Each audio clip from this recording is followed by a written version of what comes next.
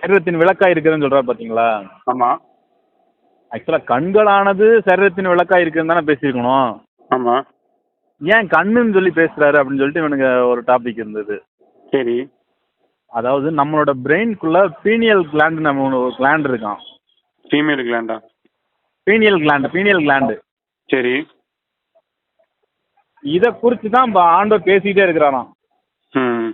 கண்ணுன்னு சொல்றது இந்த இடத்துல தான் அவர் சொல்றாராம், குறிப்பிடுறாராம். அப்படின்னா நம்ம வெளியில உள்ள கண்ணை நம்ம பேசிட்டு இருக்காங்க. சர்ச்சு பூராமே வந்து வெளியில உள்ள கண்ணை நீ பார்க்க கூடாது, வெளியில உள்ள கண்ணை பேசிட்டு இருக்காங்க. ஆனா அவர் பேசுனது பூராமே உள்ள விஷயத்தான் பேசிட்டு இருக்கிறாரு அப்படின்னு சொல்லிட்டு இந்த பீனியல் கிளாண்டோ வந்து உலகத்தோட பிரபஞ்சத்தோட கனெக்ஷன்லயே இருக்குமா.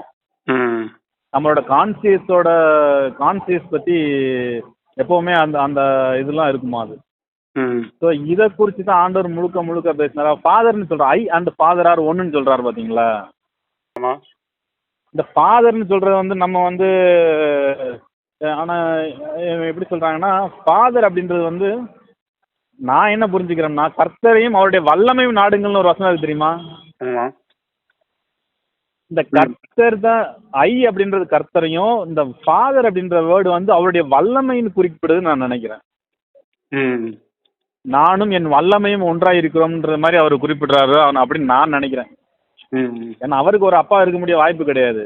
அதே நேரத்தில் நம்ம இழந்து போனதை திரும்ப கொடுத்து தான் அவர் வாரார். நம்ம என்னத்தை இழந்து போயிட்டோம், சரீரம் அப்படியே தான் இருக்கு. என்னத்தை இழந்து போயிட்டோம், அவருக்குரிய வல்லமையை நம்ம இழந்து போயிட்டோம். அந்த வல்லமையை ரீச் பண்றதுக்கு தான் அவர் உள்ள வர்றாரு.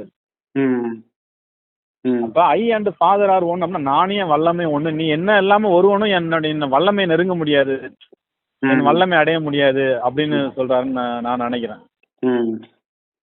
என்ன அந்த வல்லமை அந்த இடத்துல போட்டு பார்த்தா அப்படி அப்படியே பொருந்தும் அது.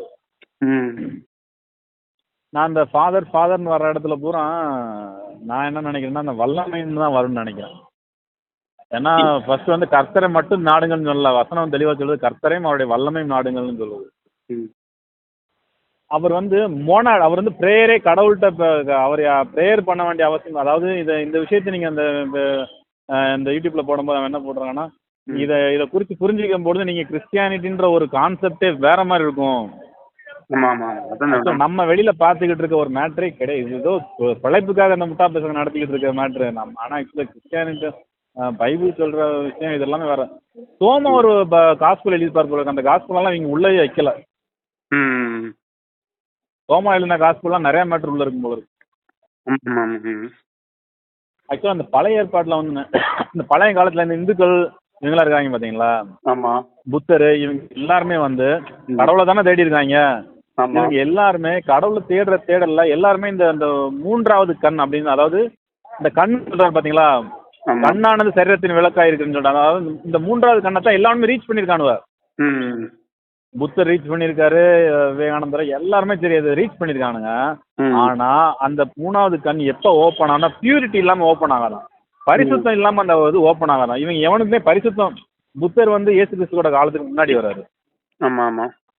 அப்ப அவருக்கு வந்து பரிசுத்தம் இருக்க வாய்ப்பு கிடையாது. ஆனா இவங்க எல்லாருமே ஒரு விஷயத்த கண்டுபிடிக்கிறாங்க, கண்ணு ஒண்ணு உள்ள இருக்குடா, அதை வச்சுதான் நம்ம இந்த பிரபஞ்சத்தோட கனெக்ட் ஆக முடியும், அதை வச்சுதான் நம்ம மேன்மையான தரிசிக்க முடியும், அதை வச்சுதான் நம்மளுக்கு ஜீவன் இருக்கு அப்படின்றத கண்டுபிடிக்கிறாங்க. ஆனா எவனால ரீச் பண்ண முடியல. ஏன் அப்படின்னா ஆண்டவர் பலி செலுத்தி அந்த பலிசத்தின் மூலமா அந்த பலியின் விசுவாசத்தின் மூலமா தான் நாம என்ன செய்யணும், பரிசுத்தத்தை அடைய முடியும். அந்த பரிசுத்தத்தை நம்ம ரீச் பண்ணாதான் அந்த பீனியல் கிளாண்ட், அந்த தேர்ட் ஐன்னு சொல்றாங்க பார்த்தீங்கன்னா, தேர்ட் ஐ ஓப்பன் ஆகுமா. அந்த தேர்ட் ஐ தான் கிங்டமோட கனெக்ட் ஆகுமா. இந்த ரெண்டு ஐ இந்த வேர்ல்டோட தான் கனெக்ட் ஆகும் போல இருக்கு. அந்த தேர்ட் ஐன்னு ஒண்ணு இருக்கு. அந்த தேர்ட் ஐ இந்த இலுமினாட்டின்னு சொல்லிட்டு ஒத்த கண்ணை போடுவாங்க பாத்தீங்களா. அது ஒரு மிகப்பெரிய கான்செப்ட்னு. அந்த சீக்ரெட் சொசைட்டின்னு சொல்றாங்க அவங்கள. அவனுக்கு ஏதோ சீக்ரெட் தெரிஞ்சிருக்கு. ஆனா இயேசு சொல்ற அந்த கண்ணும் இவங்க சொல்ற அந்த கண்ணும் ஒண்ணுதான்.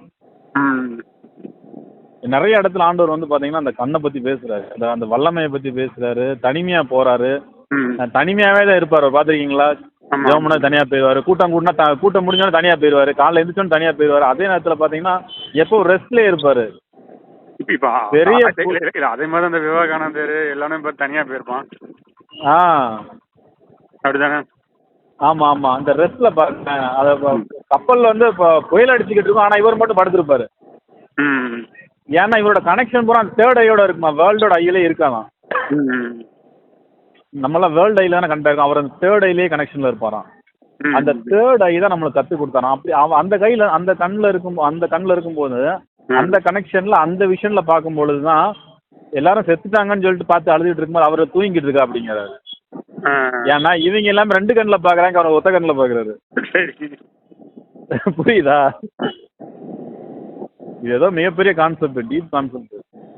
அதான் சொல்றேன், அது 100% உண்மை. பைபிள் வந்து வேற எதையோ பேசிட்டு இருக்கு, இவனெல்லாம் அப்படியே பணத்துக்காக ஒன்று பேசிட்டே இருக்காங்க. பணத்துக்காக பேசிட்டு இருக்கானு போய் கேட்டுக்கிட்டு அப்படி காணிக்கை கொடுத்துக்கிட்டு இதுலதான் அது தெளிவா தெரியுது. ஆமா, டெப்த்னஸ்ல ஏதோ ஒன்று பேசுது. இதை இவனை புரிஞ்சுக்கிட்டவன் எதையோ ஒன்று வச்சுட்டு 1 3 4ன்னு வச்சுட்டு இருக்காங்க. அதைத்தானே ஏத்துக்குதுன்னு சொல்லிட்டு போறாரு, நீங்க என்ன காட்டிலும் பெரியவைகளை செய்வீர்கள், பெரிய காரியங்கள். அதைத்தான் இந்த வீடியோல சொல்லியிருக்கான். நீ வந்து அந்த கான்டாக்ட் அந்த ஒத்த கண்ணு உனக்கு ஓப்பன் ஆயிடுச்சுன்னா நீ என்னோட பெரிய காரியங்களை செய்வேன்னு சொல்றாரு. ஆனா அந்த இது வந்து அந்த இது வந்து பியூரிட்டி இல்லாம அந்த இது ஓப்பன் ஆகலாம், அந்த கண்ணை தரிசிக்க முடியலாம். ஆக்சுவலா அந்த கண்ணை பத்தி அவர் பேசுறாரு. அதாவது அந்த வெளிச்சம், அந்த ஒளி, நீ ஒளியா இருக்க, நீ ஒன்னும் நீ பிரகாசிப்ப இதெல்லாம் சொல்றாரு பாத்தீங்களா, இது எல்லாமே அதுல தான் வருது. இதெல்லாம் தெரிஞ்சுக்கிற கூடாதுங்க தான் இவனை ஊழியம் பண்ணிட்டு இருக்காங்க. அதேதான் மாற்று. ரோமன் கேத்தலிக் ஃபுல்லா இந்த வேலையை தான் பார்த்துருக்கு. ஆனா இப்படி ஒருத்தன் தெரிஞ்சுக்கிட்டான் அப்படின்னா எவனுக்கும் ப்ரீஸ்டே தேவை கிடையாது, சர்ச்சே தேவை கிடையாதுன்றான். இல்ல அதான் சர்ச்சே எது சர்ச்சு அதானே சொல்லிட்டு இருக்கோம். அதாவது என்ன சொல்றாரு, மோகன் சிலசஸ் போதகரு, ஜான் ஜெபராஜ் போதகரு அப்படின்னு சொல்லி அவன் பின்னாடி போறாங்க. அப்பனா அவன் பின்னாடி போகிற நீங்க கிறிஸ்துவுக்குள்ள யாரு இப்படின்னு ஒரு கேள்வி வருது இல்ல? ஆமா ஆமா. இப்ப நீயே ஜஸ்டின் முன்னாடி போன போதகர்னு சொல்லிட்டு போமா, அவன் ஜஸ்டின் போதகர்னா நீ கிறிஸ்துவுக்குள்ள யாரு? இவங்க எல்லாருமே இந்த 2 கண்ணை நல்லா ஓபன் பண்ணி விட்டுருவானுங்க. காரை பாரு, BMW காரை பாரு, வீட்டை பாரு, ஏக்கரை பாரு.